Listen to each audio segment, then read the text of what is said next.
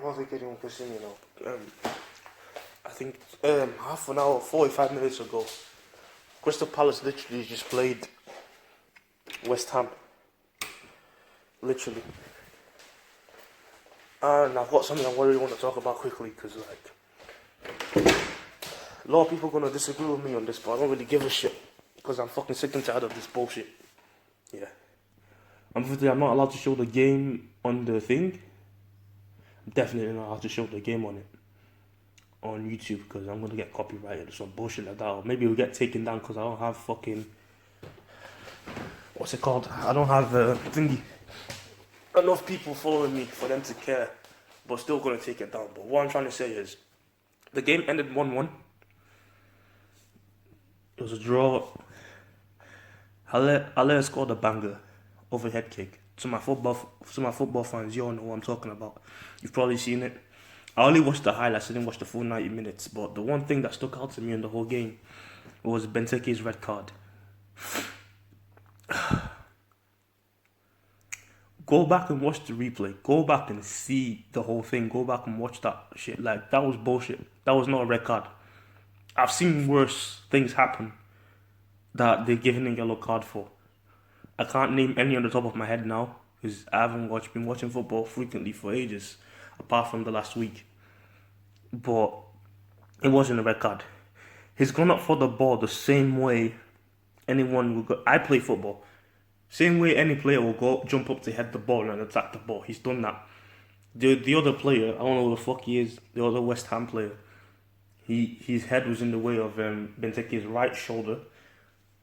And for some reason, well, we all know the reason. This is why I watch MMA.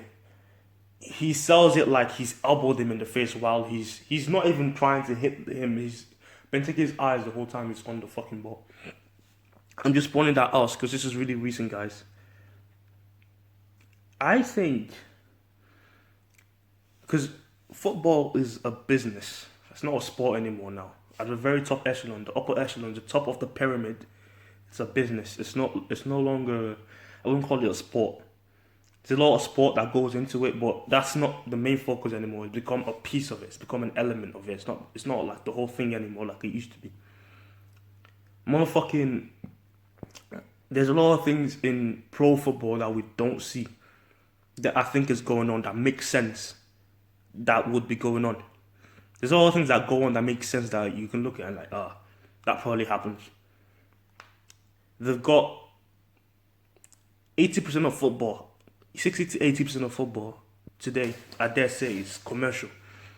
It's a commercial. They're trying to sell you something. They're trying to sway the opinions of the fans, the coaches. This is why coaches don't last anymore, because of all the media and all the bullshit that they do to sway players and make players think differently. But players are desensitized to this because their job is to come there, play football, get paid their money, and then retire. They're living the life anyway, so... And by living the life, I mean that's like 10% of it. There's a lot more that goes into... Like, football is a ruthless sport at any level.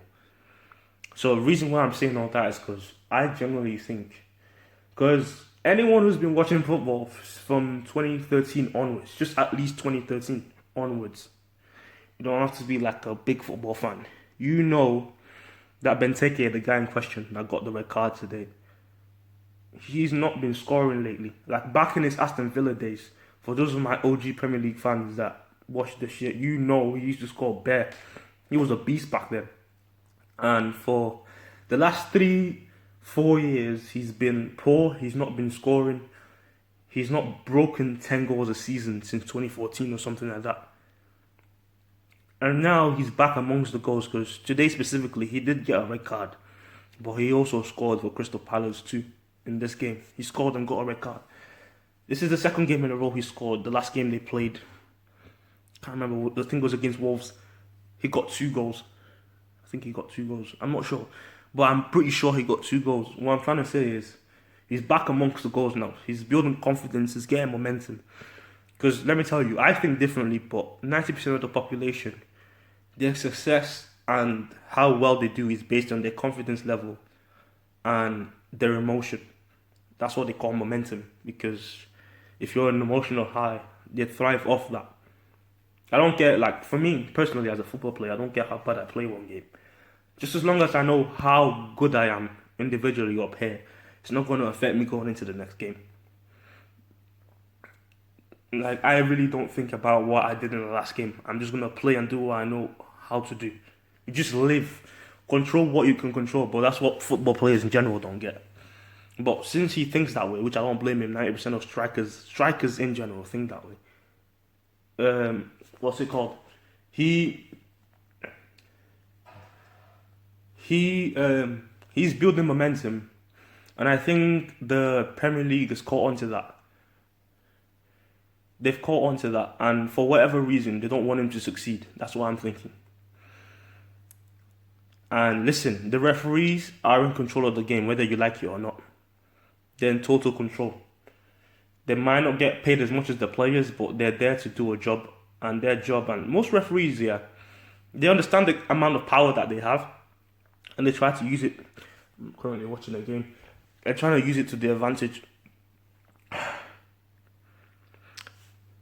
They'll make everything about them. And I think referees, yeah, for those of you who don't know this, they have a front office.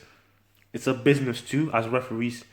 They make new rules every year, new governing rules for any year, for any specific league, or maybe globally, like how VAR came out, referees' ideas. They have meetings, they talk about these things. Who's to say in those meetings they don't talk about the players that they want to hold back? Sounds crazy and far-fetched, but there's things that we don't see. So I don't care what you think of this. I'm just telling you what I feel. Because normally when I do videos, I'm very like, the way I talk is matter of fact. I can guarantee you that what I'm saying is true. But right now, it's all in the realm of speculation. I don't know. But if you really truly think about it and take your emotions out of it for once, this makes sense. It makes sense. But just because something makes sense doesn't mean it's necessarily true. But that's just how I feel, innit? Who's to say? Because the red card was bullshit. Go back and watch that game. Those of you West Ham fans, if you're a West Ham fan watching this, please take your fucking emotions out of it. You lot especially. Crystal Palace fans, it'll be easy for them to say because I've watched it 3 times. The red card is bullshit.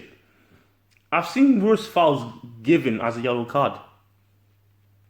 But that's all I've got to say about that, bro. It's a lot more that goes in pro football, though, you know.